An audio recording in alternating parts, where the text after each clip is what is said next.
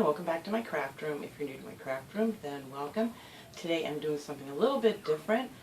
Tammy from My World in OKC had asked me if I would like to do a collab on 5 kitchen tips. And I thought that would be a lot of fun, something different to do than just, crafting in hauls. So I got that all set up, and I have no idea what Tammy's doing, and I can't wait to see. I'm going to link her channel below. So after you watch this, go over and check out Tammy's video and find out what her tips are. So let's get started. Okay, here's tip number 1. I don't do this very often, but when my stove is starting to get a little nasty, which it isn't right now, and I just, should have left it nasty for the video. But anyway, a lot of people use this. They take some lemon, some baking soda, and some Dawn, and they mix it up together and make a paste. But I don't even waste that much time doing it.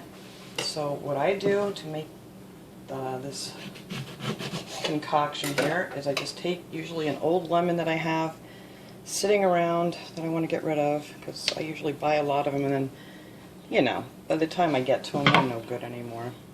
So I'm just going to take some lemon juice and squirt it around on the thing, on the burners, because that's usually what's the messiest thing. And you don't need a ton of it. It's just the acid in that really helps break down a lot of stuff. And then I just take my baking soda and just sprinkle it on, and it starts bubbling.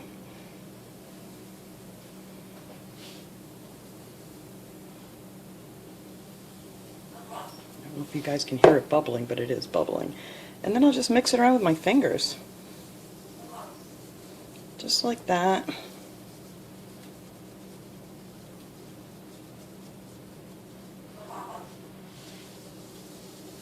Make sure you get it on, wherever your spills are or stains that you have.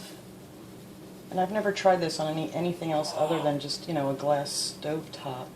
But I'm sure it would work on just like stainless steel or anything, because it wouldn't scratch it or anything. So that's just what I do. I just throw that on there, then I go about doing whatever I got to do. I'm going to wash my hands off here. If I'm just going to wash my dishes or something, I just turn around, go wash my dishes, let that sit for about 5 or 6 minutes, and then I'll come back and I'll show you what I do next. Okay, so it's been about, 5 or 6 minutes. So now I just come in, and a lot of people mix in with their lemon juice and baking soda when you make the paste. You put in a little bit of Dawn soap. So I have that on one of my handy dandy Dollar Tree sponges. And then I'm just going to go around like this and just loosen everything up. And even though I did clean my stove, you can still see whatever was left over is coming up now. It's kind of grody because I couldn't even see that. But even these rings here, it makes them just so nice, and it takes everything off. And I don't know if you can hear my bird in the background talking, but he's trying to talk over me. But that is it, and there's like hardly no effort. You just take that off of there, and then I just take just a wet rag and wipe it all off. So you don't want to make your rag too soapy, because then it takes you a while to get all this off.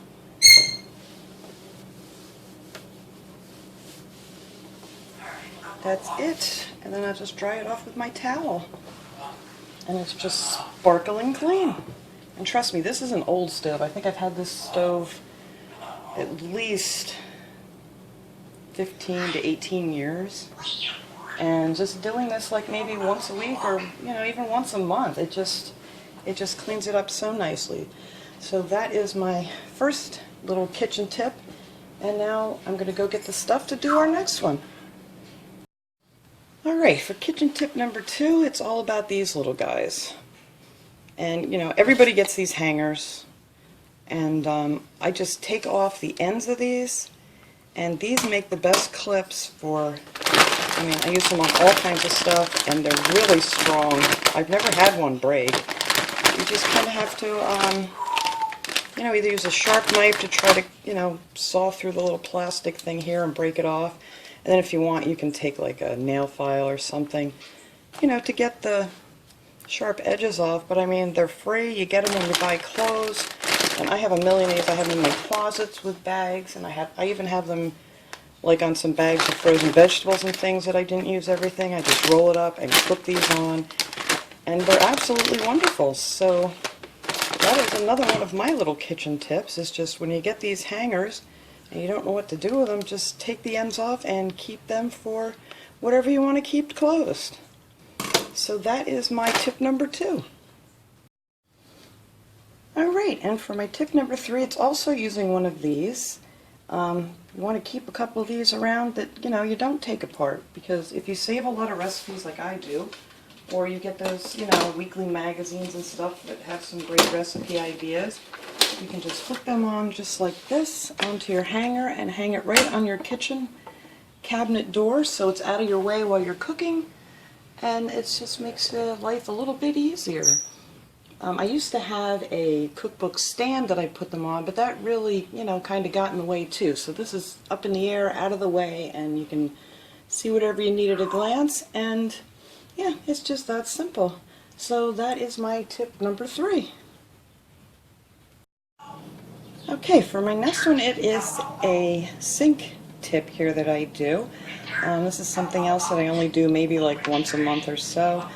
But stainless steel cleaners, I mean, they can be quite pricey, and you know how they get dull from time to time, and you just want to brighten them up. So you just hit the Dollar Tree and you grab yourself a tube of toothpaste, and it really doesn't matter which kind it is, and I just take it and give it a good squirt all the way around here, a little bit on the bottom.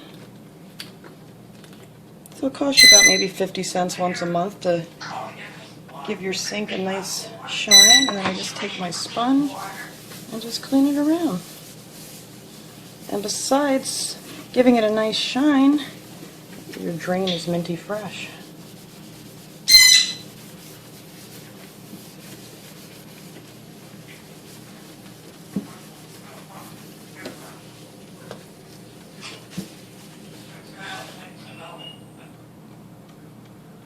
Okay, so now what they do is rinse this out, and you probably have to swirl it around a little bit with your sponge. But this comes off pretty easily.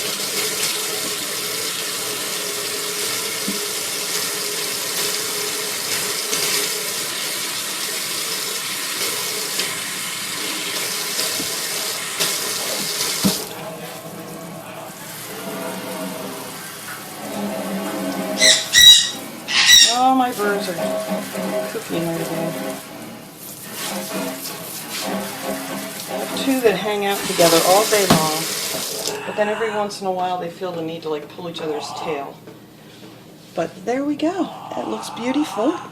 Just wipe the rest off here with my towel, and I think that looks great. It's nice and shiny. All the stain is gone out of it, and it smells really good.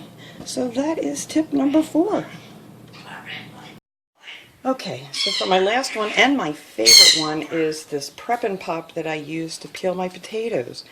I bought one of these many years ago from QVC, and then I couldn't find them. I don't think they sell them anymore. But I did find them on Amazon, and they're called Prep and Pop. Let me get that in here.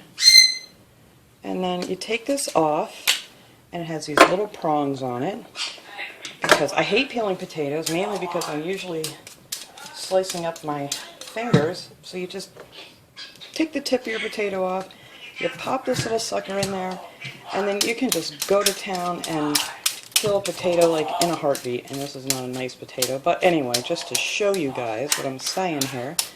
And yeah, and that's pretty much it. And then when you're done, you just take it over to the sink and you push on this here, and it pops your potato right off into the sink. You don't even have to touch it. But that is my favorite one, and because I hate peeling potatoes, and I can just do it so much faster using this, not even have to worry about cutting my fingers or anything. So yeah. So those are my 5 tips. I have no clue what Tammy's doing. I can't wait to go see. So everybody needs to go over to My World in OKC and check out her video and see what great tips that she has. So thanks for watching, everybody. I hope you enjoyed this video. I'll see you guys next time. Have a great day.